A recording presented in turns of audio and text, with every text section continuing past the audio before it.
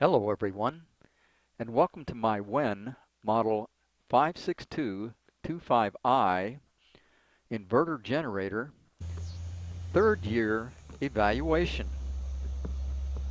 I first acquired this generator back in December of 2018.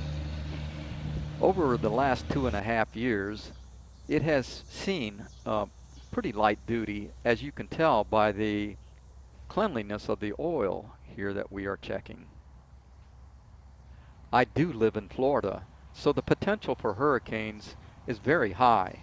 However, over the last 2.5 years, hurricanes have been far and few and in between relative to my mid-state location. However, I have been camping frequently with it and have used it on several of my campouts. I've never had a problem with it, and I always never leave any gasoline in the tank after each use. As you can see here, the tank is coated and there is zero rust inside of it. One thing I always do is check and make sure that the filler filter is clean before I reinsert it into the tank. This is the first time I have started this generator in almost a year. I want to make sure that this generator will run properly if I do need it in an emergency. After all, we are in the middle of hurricane season here in Florida, and it'd be a sad story indeed if it did not start when I really needed it to.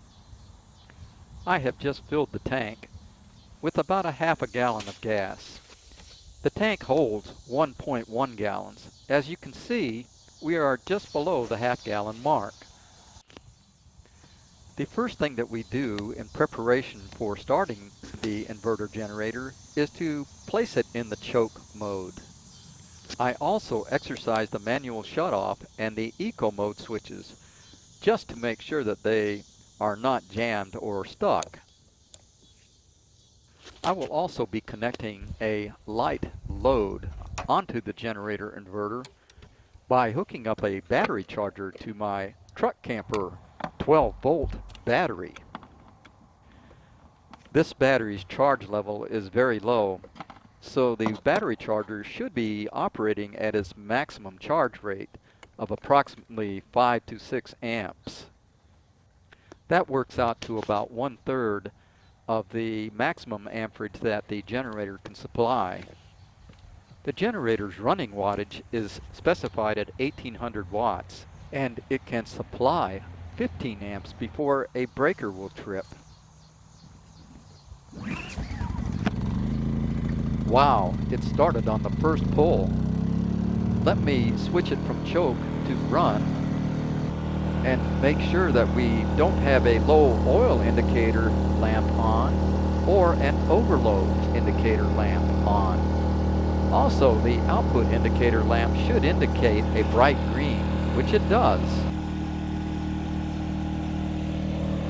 Now let's plug in our battery charger.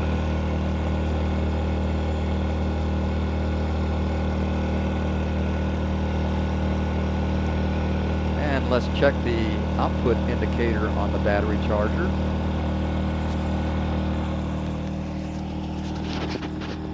And it does indicate about 5 amps, which is good and what we expected to see.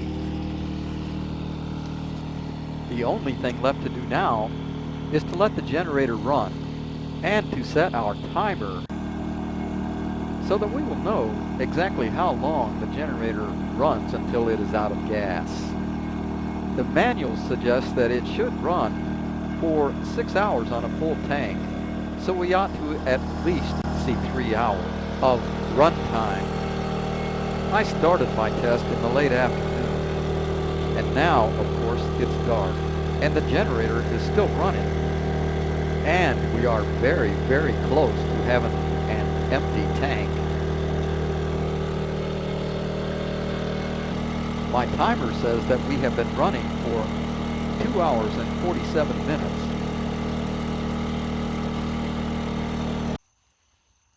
The generator has stopped running.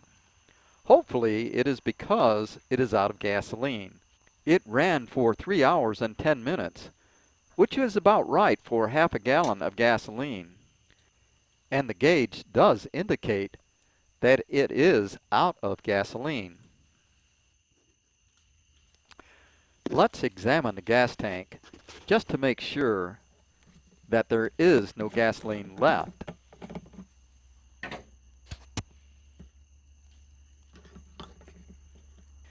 There's a little gasoline in the filter from our initial fill up, but the tank is absolutely empty.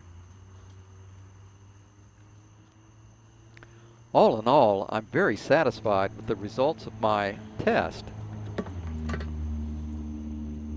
I'm happy that the generator ran without problems, and I'm sure it will be fine when I really need it. No pun intended. Thanks for watching, and I hope you found my review helpful.